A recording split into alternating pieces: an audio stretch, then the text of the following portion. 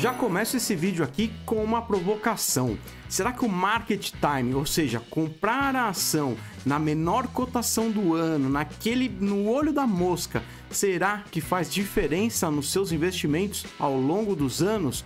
É isso que a gente vai conversar aqui um pouco mais nesse vídeo.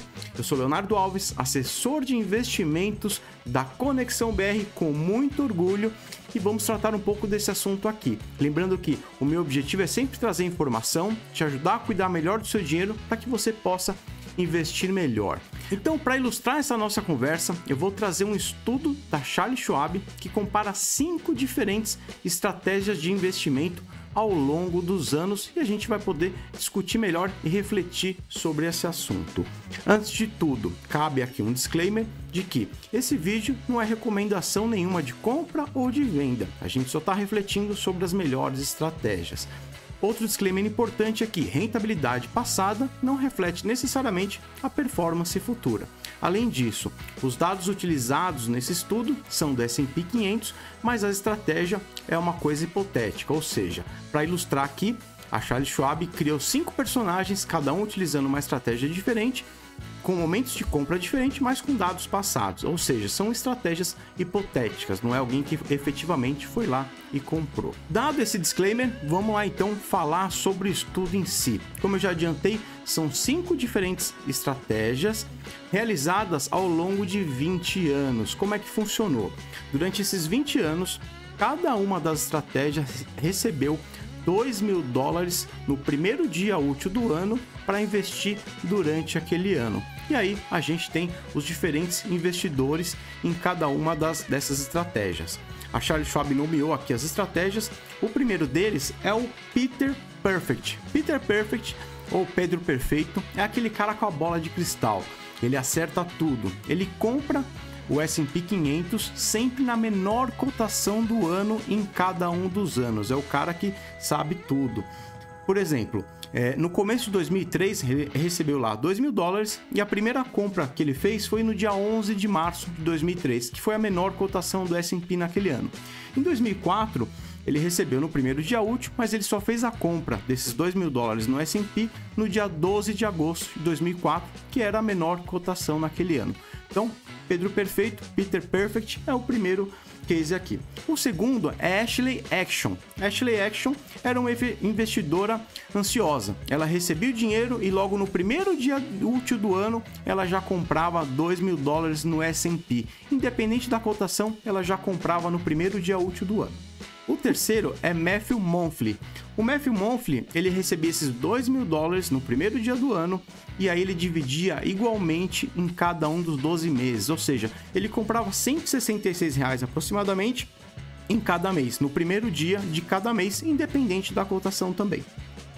Depois vem a Rosie Rotten. A Rosie Rotten é a azarada, a dedo podre, ou seja, ela compra o S&P na pior cotação do ano, independente do ano. Então, por exemplo, no dia 1º de 2003, ela recebeu lá os $2.000 e ela só foi comprar no dia 31/12, que foi a pior cotação do S&P, mais cara, em 2003. Em 2004, ela recebeu o segundo aporte, mas só foi comprar o seu índice lá, o S&P, no dia 30/12 de 2004, que também era o momento mais caro do índice naquele momento. E por último, para comparar aqui, os autores colocam o Larry Linger. O Larry Linger é um cara que só investia em títulos públicos, ou seja, ele não quis investir em ações, ele colocou todo o tesouro dele ali em Treasury Bills, ou seja, em títulos públicos americanos.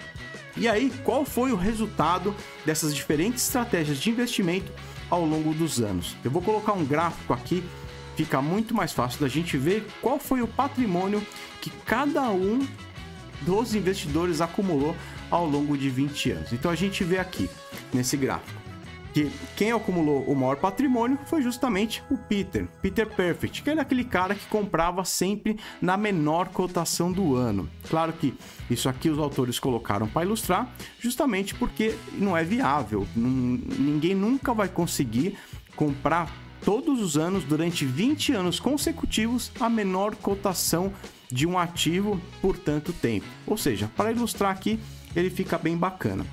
De qualquer forma, se você comparar a estratégia do Peter, que é o cara com bola de cristal, que acerta tudo, ele sabe tudo, com a Ashley, se vocês lembram, ela comprava sempre no primeiro dia útil do ano, independente da cotação. A diferença foi muito pouca.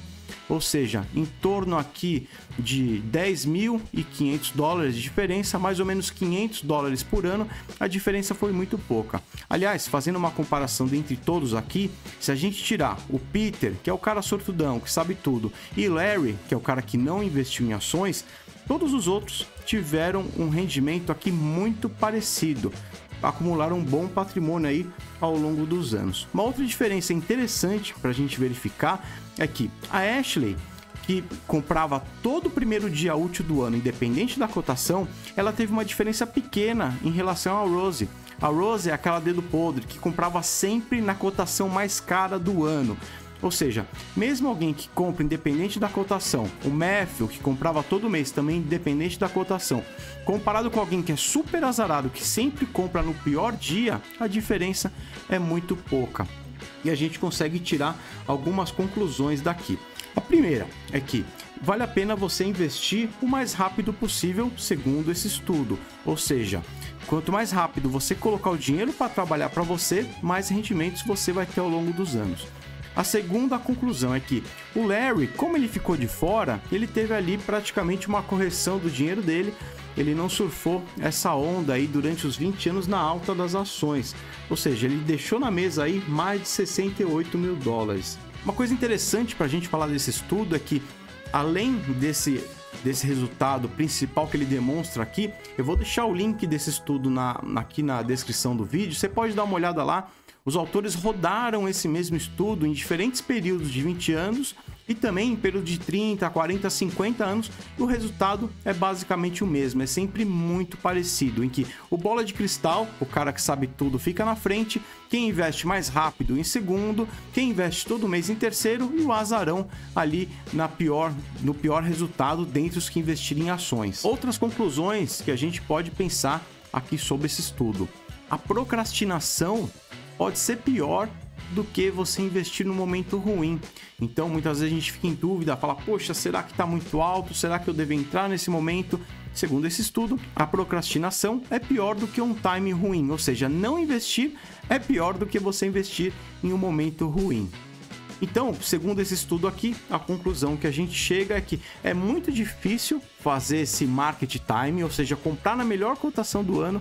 O ideal é que você compre ao longo do tempo, crie essa consistência, esses aportes sistemáticos, para que lá na frente você consiga produzir bons resultados. Eu acho que vale a pena dar uma olhada no estudo completo que eu deixei aqui na descrição do vídeo.